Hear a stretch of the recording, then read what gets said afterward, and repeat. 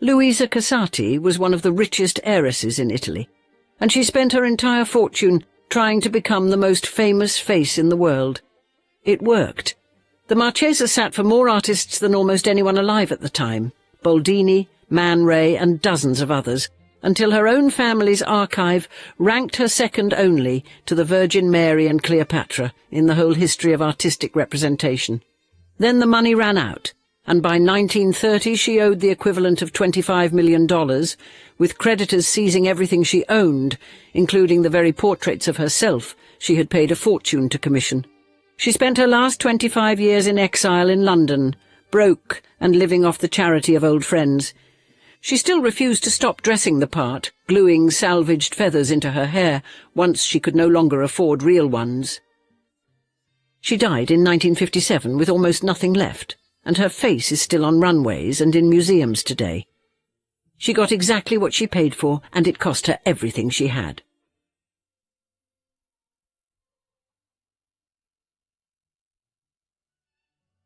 There is a line attributed to her across a century of retellings, printed on the cover of the biography her own family authorized, and it is the closest thing she left to a manifesto.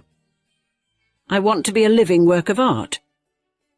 Set that ambition beside the way most heirs actually behave, generation after generation, and its strangeness comes into sharper focus almost immediately.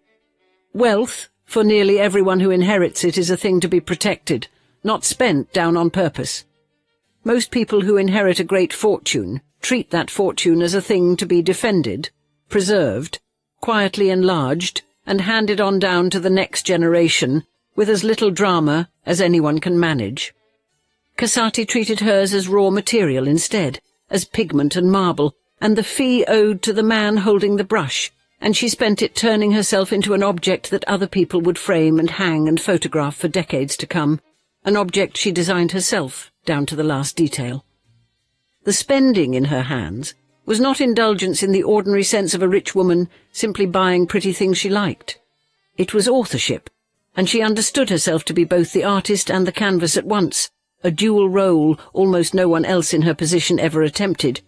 What makes her worth an entire episode of this show is that the accounting of her life resolves into a single, brutal equation, one that took the better part of a century to fully add up.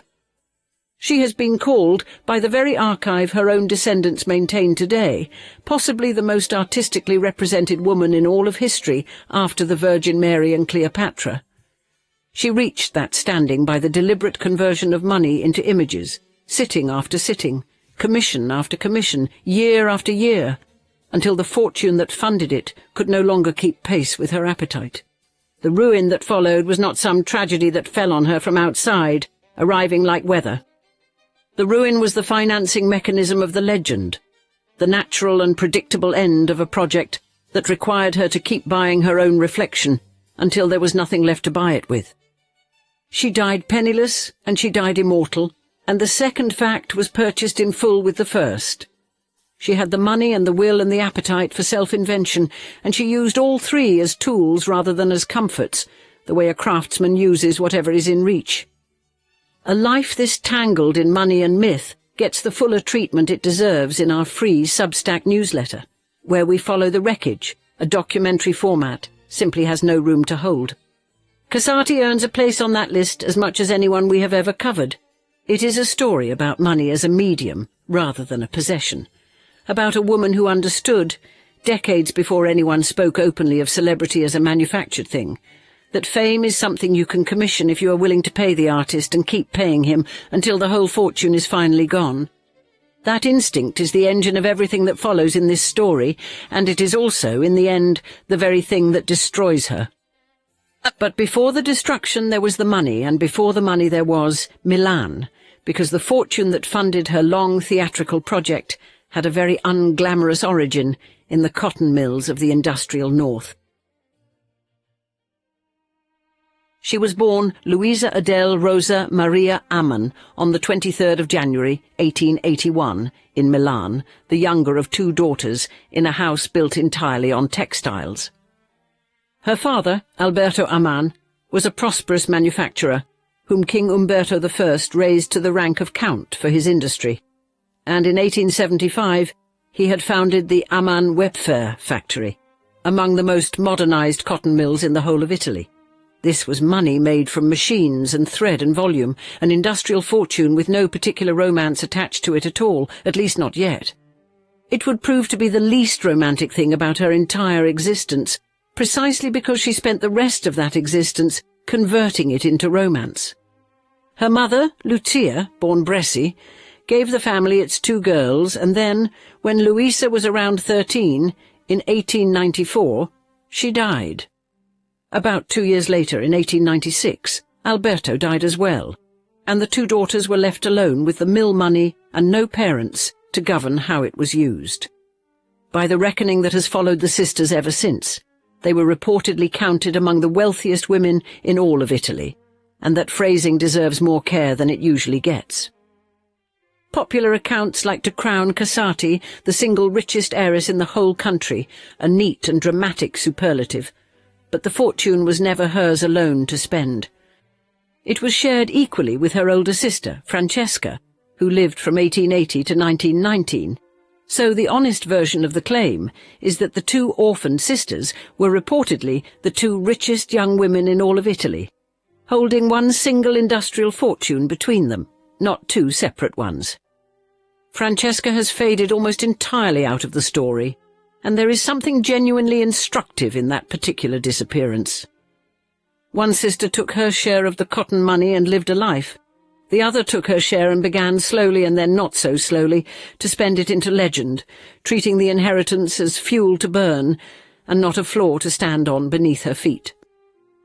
It is worth dwelling for a moment longer on the exact shape of that inheritance, because it explains a great deal about the woman she eventually became and the choices she went on to make. She had lost her mother at 13 and her father at 15, and into that double absence poured an industrial fortune with no father left to administer it, and no husband yet to claim it. A girl of that age, suddenly rich beyond most families in the entire country, and answerable to no living parent at all, was in an almost unheard-of position for a woman of her era, free of nearly every constraint that normally governed a young life. Whatever the cotton mills had been to Alberto Ammon, a matter of machinery and margins and modernized looms, to his younger daughter, the fortune was something else entirely from the very start, an open account against which a person might charge an entire self, invented and reinvented as often as she liked. The mill had made thread. She would spend the proceeds spinning a legend out of nothing but her own image and her own nerve. An orphaned fortune of that scale can buy almost anything a young woman might want, and the first thing it bought Luisa was a marriage that handed her a title, and very little else she had actually been after.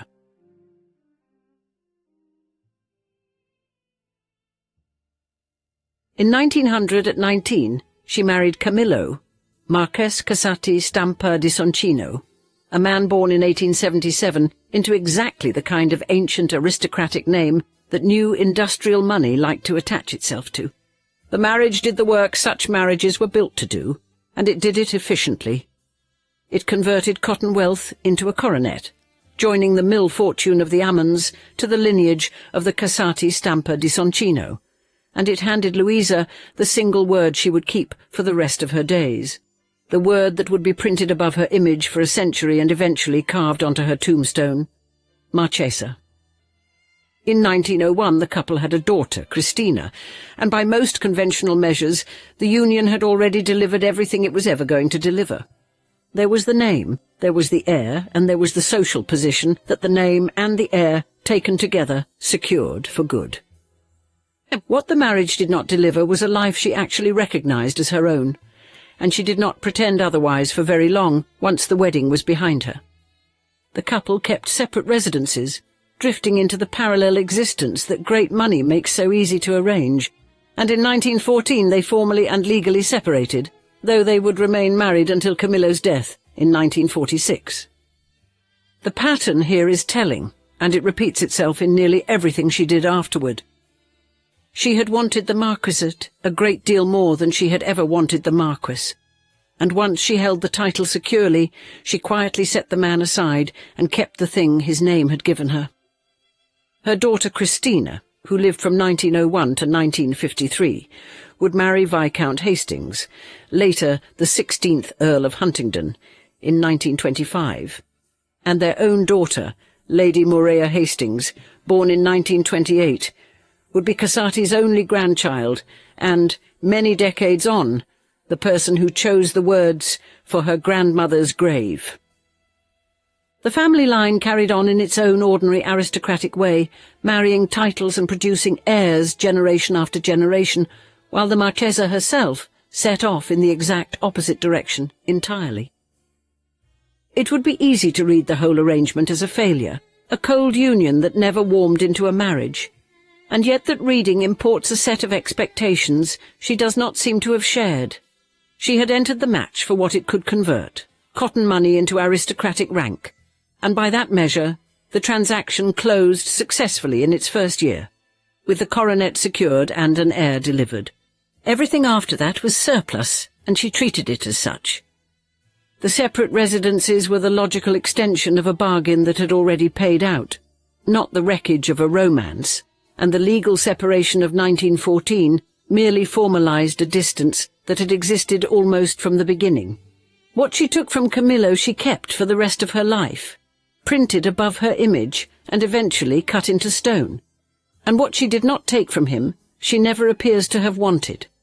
In the ledger of her existence the marriage was a line item that balanced, and she moved on from it with the efficiency of someone closing a completed account.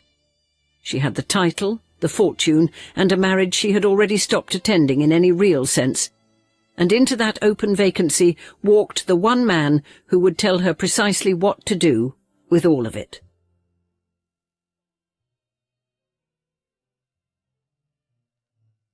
The man was Gabriele D'Annunzio, the poet and dramatist and relentless self-mythologizer of Italian letters, and the affair between them ran long and turbulent through the very years that transformed her from an heiress into a legend. What he offered her was something rarer and more useful to her than romance in any settled or domestic sense, an entirely new way of seeing herself in the world. He carried the idea that a person could be composed and staged and written the way a novelist writes a character, that a human life could be authored the very way a novel is authored, and that idea landed hard in a woman already restless inside the life her fortune had bought her. He is said to have based the character of Isabella Inghirami, in his 1910 novel Forse che sì, forse che no, on Casati. Even the single word tutto, meaning everything, which would one day title a great exhibition of her image, comes out of a D'Annunzio poem. To be inside his imagination was to become, in a way she took entirely literally, material for art. The most quoted thing he ever said about her has survived because it flattered them both at once, and flattery of that kind tends to outlast the truth of it. He called her the only woman who ever astonished him, a verdict the family archive still repeats to this day, and for a woman who had decided that her purpose on earth was to be seen and studied, astonishment was the precise currency she had set out to earn. Under his influence, or perhaps only alongside it, she stopped being an heiress who happened to look striking and became something she engineered deliberately, feature by feature. She stood close to 6 feet tall and very thin, and she gave herself flame-coloured hair and skin, kept deathly white and enormous green eyes ringed heavily in kohl, widened with belladonna, and fringed with false lashes, until her face read from across a room like a mask worn by a living statue. The heiress was being replaced, quite deliberately and on purpose, by a persona. And a persona built with that much intensity needs a stage large enough to actually hold it. One of the very few statements that survives in something like her own voice, from a reported interview she gave to an American magazine, lays out the philosophy behind the mask with startling directness. To be beautiful, she said, one must be unhurried. Personality is needed, she said, because there is too much sameness in the world. To be different is to be alone, and she did not like what is average, and so she chose to be alone. It is a manifesto disguised as small talk, and it reveals that the extravagance was never merely a hunger for attention. It was a considered rejection of the ordinary, a decision that sameness was a kind of death, and that the only life worth composing was one that no one else could be mistaken for. That she could speak of being alone with such calm, while surrounded by the most celebrated artists and writers of her day, tells you that the solitude she meant was of a different order, the chosen isolation of someone who had decided to become a category of one. She found that stage in Venice, in a low, half-collapsed palace on the Grand Canal, where the private legend she had been building would become a public spectacle that an entire city could stand on the water and watch. In 1910 she took up residence in the Palazzo Venier dei Leoni, the low, unfinished, famously beautiful ruin that sits along the Grand Canal, and she held it until around 1924. It was described in its day as a fabulous half-ruin with lantern-lit gardens, and she filled that ruin with a living inventory that turned an aristocratic house into an open-air theatre. There were cheetahs and lion cubs kept as pets, owls and albino blackbirds in cages, and a boa constrictor that would later escape and cause a genuinely memorable scene at the Ritz in Paris. She paraded the cheetahs through the streets on diamond-encrusted leashes, dyed her greyhounds a pale blue to match the colours of her costumes, and wore live snakes coiled around her bare arms as though they were bracelets. At night she sometimes walked out nude beneath a fur cloak, and on at least one occasion she crossed St. Mark's Square dressed that way, in full view of anyone watching. Inside the palazzo the theatre only deepened. She staged soirees that drew the most restless artists of the age, so that figures like Nijinsky and Isadora Duncan and Picasso passed through the events she held in her homes. And among the living guests at her dining table she seated wax mannequins dressed as though they too had been invited. One rumour, and it must be held as rumour and not reported as fact, claimed that some of those figures were filled with the ashes of former lovers, a piece of grotesquerie the legend has never been able to resist. Another of the wax figures was a life-size double of Casati herself, fitted with green glass eyes and strung with strands of her own hair, a self-portrait she could sit down beside at dinner and study. There was also in the older accounts of these years a considerably darker element of the spectacle, and it cannot be passed over as mere decoration. Those accounts describe gilded servants, human beings coated in gold to serve as living ornament at her entertainments, and the detail has to be named, and then judged rather than admired. It exposes the real cost of a person who treats everything, including other people, as material for a private fantasy. The woman busy making herself into an art object was plainly willing to make objects of the human beings around her, and that willingness is cruelty wrapped in gold leaf, not glamour, and the legend that repeats it uncritically inherits the cruelty along with the shine. What is easy to lose amid the cheetahs and the snakes and the gilded figures is how much labour and expense the effect required. A blue greyhound does not dye itself, a boa constrictor does not feed or house itself, and a garden lit by lanterns and stocked with lion cubs and albino blackbirds is a standing operation with staff and suppliers and bills, not a whim. The nocturnal walks and the wax doubles and the animals on jewelled leashes were the visible surface of an enterprise that ran continuously beneath them, an entire apparatus dedicated to the production of a single spectacle herself. Venice gave her a city already built for theatre, a place where the buildings themselves were half performance, and she answered it by making her own person the single most watched building on the entire canal.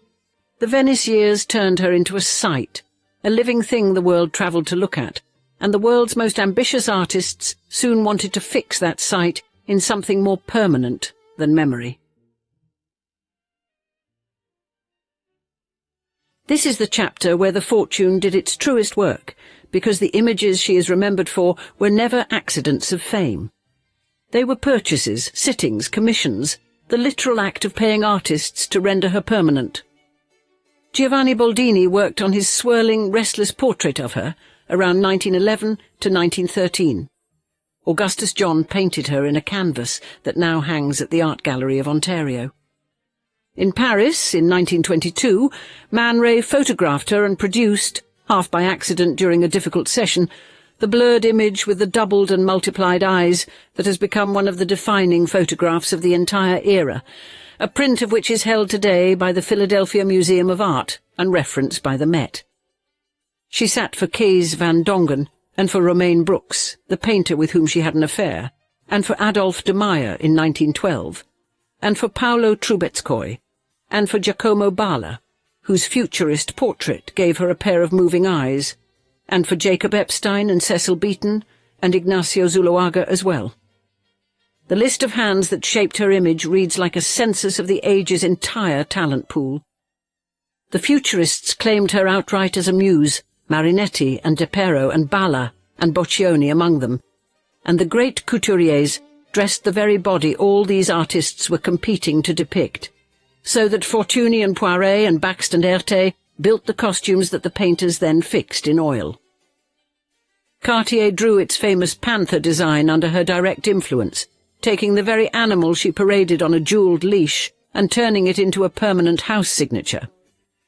Taken altogether, this is the accumulation that lets her family's archive rank her second only to the Virgin Mary and Cleopatra in the whole history of artistic representation, and the superlative repays being read as a financial fact rather than a compliment. Each of those portraits was, in one form or another, an expenditure of real money, a fee paid, a commission granted, a house full of artists kept in exactly the manner that reliably produces masterpieces. She was not being painted because she was already famous. She was becoming famous by paying to be painted, and the two engines drove each other, the fame justifying the spending, and the spending manufacturing the fame, until the images multiplied far faster than any income on earth could cover them. A fortune spent this way does not run down slowly. It hemorrhages. The two images that have carried her furthest into the present reward a closer look, because between them they show the range of what she was buying. The Boldini is all velocity and grandeur, a society portrait taken to the edge of frenzy, the kind of picture that told the world she belonged in the front rank of the age's great subjects. The Man Ray is its opposite and its equal, a photograph in which a jammed exposure gave her a second and third pair of eyes, a face dissolving and multiplying at once, and instead of discarding the failure, she embraced it as the truest picture of a woman who existed to be seen from every angle simultaneously. One artist made her a monument, and the other made her a ghost, and she paid for both, because both were true. She was not buying flattery. She was buying the images that would do the work of keeping her visible after the money and the flesh were gone. The habit of commissioning herself had a natural and inevitable destination, a place where the collecting of her own image could reach its full and ruinous scale, and that place waited for her outside Paris. Outside Paris, at Le Vésinet, stood a red marble mansion known as the Palais Rose, a house inspired by the Grand Trianon and long associated with the esthete Comte Robert de Montesquieu, and Casati took possession of it and renamed it Le Palais du Rêve, the Palace of the Dream. It was the correct name for exactly what she used the place to hold, and no other name in the language would have fit half as well. In a single pavilion on its grounds, she gathered more than 130 separate images of herself, an assembly of paintings and photographs and sculptures that amounted to nothing less than a temple built for one occupant. No one builds an entire shrine to a stranger. She had built a shrine to herself, filled it entirely out of her own account, and then, presumably, walked through it alone. An act that tells you the whole project had passed beyond vanity into something closer to a private religion. 130 faces of the same woman staring back from every wall is not decoration, it is liturgy. The scale of her life in these years spread wide across borders and residences, each new address simply another stage. In 1919 and 1920 she took Villa San Michele on the island of Capri, renting it from its owner, the writer Axel Munther, who was by all accounts a distinctly unwilling landlord, to a tenant who lived as loudly and as expensively as she consistently did. There was a villa in Rome as well, and always behind everything sat the original Milanese money. The cotton fortune still theoretically feeding the whole machine from a factory floor she had left far behind decades earlier and never once revisited. A fortune, however large it starts out, is still, in the end, a finite quantity, and the sheer undertaking of assembling scores of marble and painted images of oneself inside a rose-coloured palace is not the behaviour of a person who still consults a ledger before she signs anything at all. Somewhere inside that rose marble dream, the dreaming had quietly begun to outrun the arithmetic that was actually paying for it. And arithmetic, whatever else can be said of it, is patient, and it does not forget a single figure. The choice of house was itself a kind of statement, because the Palais Rose had once belonged to the world of Comte Robert de Montesquieu, the great dandy and aesthete whose whole existence had been an argument that a single life could be lived as a work of art. Taking his red marble mansion and renaming it exactly as she did was Casati announcing, in effect, that she had inherited that argument and intended to carry it further than its original author ever had. Where the aesthetes before her had merely collected beautiful objects, she had made the collection out of herself, and where they had furnished rooms, she furnished an entire pavilion with her own repeated face over and over, until the walls themselves seemed to multiply her. No accountant governed any part of this, and no trustee ever stepped in to rein it in. The bill for all of it, for the palazzo and the pavilion, and the cheetahs and the endless commissions, had been accumulating quietly in the background of the spectacle for years, and it was very nearly ready to be presented in full at last. By 1930 the numbers had turned catastrophic, and they had arrived at a figure that has followed her name ever since. She had accumulated personal debts most often reckoned at the equivalent of around $25 million, a mountain of obligation built on top of a cotton fortune that had once ranked among the largest in the whole of Italy. It is tempting to treat a number of that size as some accident, the familiar story of a naive heiress fleeced by hard and clever men, but almost nothing whatsoever about her spending was actually naive. Every diamond leash, every commissioned canvas, every marble palace and gilded evening was a deliberate purchase made in service of a single coherent project, and the debt was simply the sum of that project written out with complete honesty at the bottom of the page. The 25 million was never the failure of the legend. It was the price of it. Consider carefully for a moment exactly what the money had actually bought before every last cent of it disappeared. It had bought the Boldini and the Man Ray and the pavilion crowded with her own multiplied likeness. It had bought the standing of the most looked-at woman of her generation.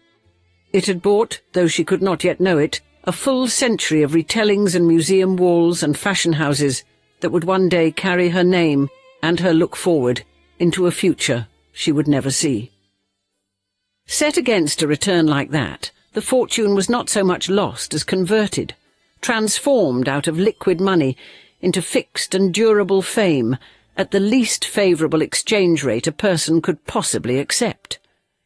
She had spent the principal, and then she had spent the interest, and then she went on spending the future itself, and by the early 1930s, with the bankruptcy commonly dated to the years around 1930 to 1932, the creditors arrived at last to collect what a self-portrait truly costs when the self insists on being immortal. The invoice, when it finally came due, was for absolutely everything she still had, and a great deal more besides that. Set the pathos aside for just a moment, and the underlying mechanism becomes almost clinical to look at.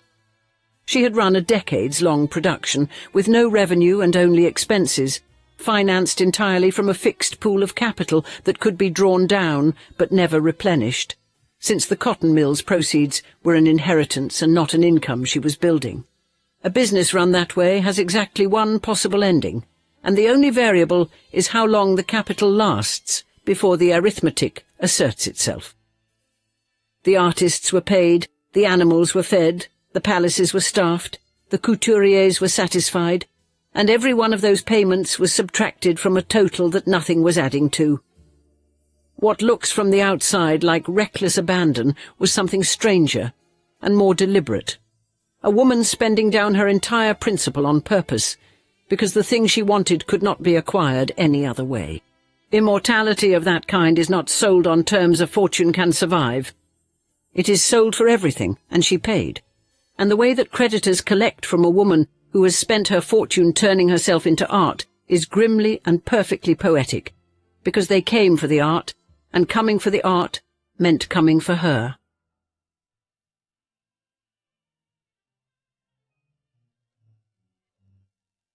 When she could no longer satisfy her creditors, her possessions were confiscated and put up for sale, and the sale carried a particular horror that no ordinary bankruptcy ever has to answer for. What went under the hammer went far beyond furniture and jewels and the debris of a lavish household. It was images of her own face, the very portraits she had spent a fortune commissioning, the marble and the canvas, and the photographic prints into which she had poured the Ammon cotton money in the firm belief that they, at least, would outlast her. The woman who had bought her immortality by the frame now had to stand by, while the frames themselves were carried off and sold to strangers. Many of the works scattered into private hands at that dispersal, and a good number of them have never been traced from that day to this. There is a story often repeated in the retellings that the couturier Coco Chanel was among the bidders at the sale of her things, and it is a story that deserves a careful hand, not a flat assertion. What can responsibly be said is that Chanel is reported as having possibly been one of the bidders on that day. What cannot honestly be said, because the family archive does not confirm it, is that Chanel actually carried away Casati's possessions as a buyer. The archive records only that Casati made an unforgettable impression on Chanel, which is a different claim entirely, and the honest telling leaves the auction detail exactly where the evidence leaves it as rumour. What is not in any doubt at all is the shape of the event itself, and the shape is what actually matters here. A woman was sold off in pieces, her own collected reflections auctioned away one by one to satisfy debts she had run up in the very act of creating them in the first place. She had made herself into property quite deliberately and over the course of many years, and property, once the money behind it fails completely, is precisely the thing that gets seized and sold to the highest bidder. The dispersal did something to her legend that she could not have arranged on purpose, and that turned out over time to serve it. A collection held in one pavilion is a single monument, impressive but stationary, visible only to those who come to it. A collection scattered into private hands across the world becomes a rumour, a hunt, a set of images that surface unexpectedly at sales and in museums and keep the name circulating precisely because no one can assemble the whole again. Many of the works simply vanished into anonymity and have never resurfaced since, which means that somewhere, in rooms she never once entered, faces of the Marchesa Casati still hang unrecognized on private walls to this day. The auction that was meant to erase her by liquidating her instead sewed her image across the map, so that the very act of seizure became a kind of distribution. She had wanted to be looked at forever, and the creditors, in trying to settle a debt, guaranteed that her face would keep turning up in places no one expected for the better part of a century. Stripped of the images and the palaces and the fortune that had built both, she gathered what dignity a bankrupt legend can carry and left for London around 1932 to live out her years among the ruins of the self she had so lavishly commissioned.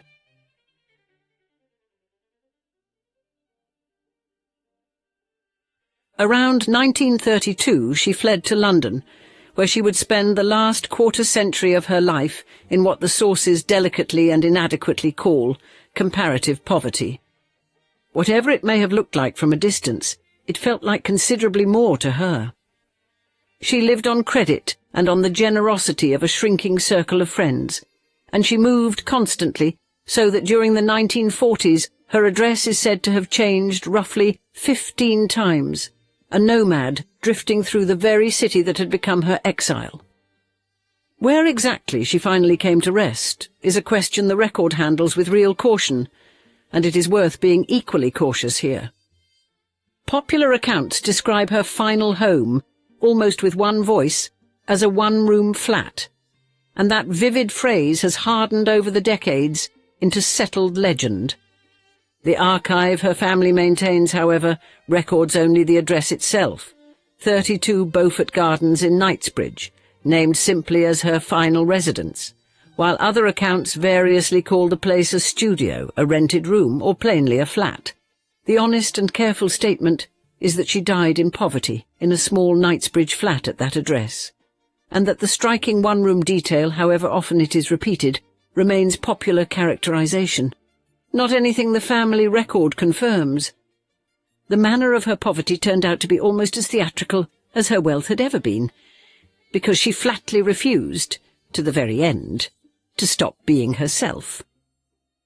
She rummaged constantly for the raw materials of glamour and improvised her finery out of whatever the city happened to discard, wearing cast-off monkey fur and the salvaged feathers of a shuttered music hall, still assembling the whole effect, even after the means to buy it outright had entirely vanished.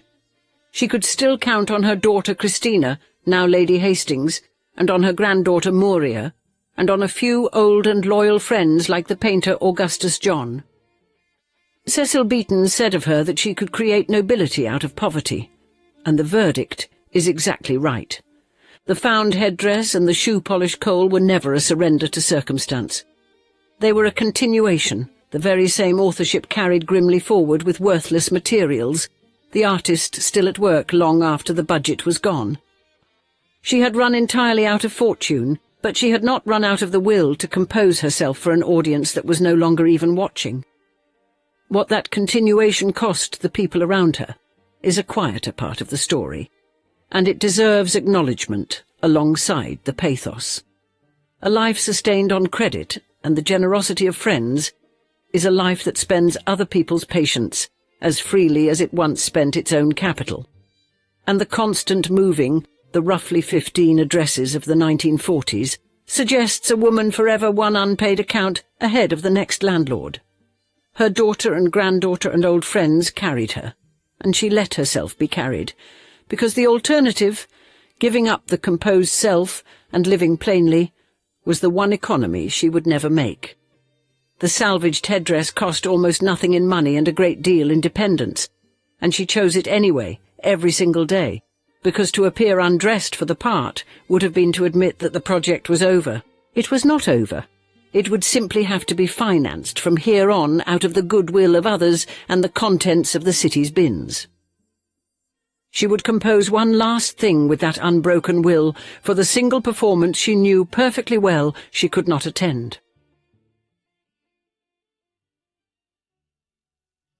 She died on the 1st of June 1957 of a stroke at 32 Beaufort Gardens, aged 76, and even at the end she directed the final image with the exacting care of an artist signing off on a completed commission.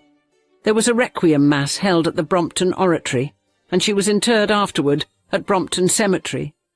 But it is how she was actually buried that lingers in the mind long after the dates themselves have faded. She was laid to rest in her black and leopard skin finery, fitted for the occasion with a pair of false eyelashes, and at her feet was placed one of her taxidermied Pekingese dogs, so that the coffin itself became a last self-portrait, a composition as deliberate and as carefully assembled as anything Boldini had ever set down on canvas. Among the mourners, by report, was her personal Venetian gondolier, come the whole way to see the Marchesa, off from a city that was emphatically not Venice. She died effectively insolvent, her patrimony long since lost and scattered across the world, with no residual estate worth the naming, which means the final tableau had to be assembled out of the very last scraps of everything she had left. Her granddaughter Morea chose the words for the headstone, and the choice completes the design of the entire life with an almost unbearable precision. The epitaph reads, "Age cannot wither her, nor custom stale her infinite variety," the line William Shakespeare wrote for Cleopatra in Antony and Cleopatra, so that the woman who had been ranked in artistic representation just a step behind Cleopatra herself was laid down at last beneath Cleopatra's own words. The stone even misspells her name, carving it as Luisa, a small and permanent error chiselled into the very permanence she had spent a fortune trying to secure. The friend and designer Heiress, who knew her well throughout her life, always insisted that the whole extravagant spectacle had a secret hidden at its very centre, that the Marchesa was in fact a genuinely shy person, and that her eccentric behaviour was all along a cover for that shyness. That suggestion recolours everything, hinting that the most looked-at woman of her age may have built the entire performance precisely in order to survive the experience of being seen. Casati had spent her whole life reaching for the standing of a Cleopatra, a woman whose image would outlast her flesh and her fortunes, and here at the end the family sealed the claim in the words Shakespeare gave to Egypt's queen. Age had not withered her in the only sense she cared about, the sense in which a person survives as an image, because the images she had commissioned would go on being looked at long after the woman in the leopard skin had ceased to draw breath. The misspelled name on the stone, that stray letter turning Luisa into Louisa, is the single flaw in an otherwise flawless final composition, a reminder that permanence granted by others is always slightly out of the sitter's hands. She had controlled her image with total ferocity for 50 years, and at the last, in the one place a name is meant to be fixed forever, the control slipped, and she was buried under a version of herself she had not authorized. The performance did not end at the graveside in Brompton, because the very thing she had spent every last coin to purchase was only then, with the body in the ground, beginning to pay out.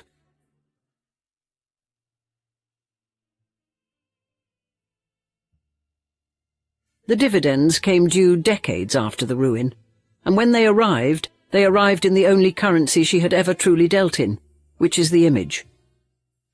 In 1949, still within her own lifetime, Peggy Guggenheim bought the Palazzo Venier dei Leoni, the same half-ruin on the Grand Canal where Casati had once kept her cheetahs and staged her soirees, and Guggenheim lived there for 30 years. Today that house holds the Peggy Guggenheim collection, one of the most visited museums of modern art in Europe, so that the very stage of Casati's Venetian invention was preserved, filled with masterpieces and thrown open to the public.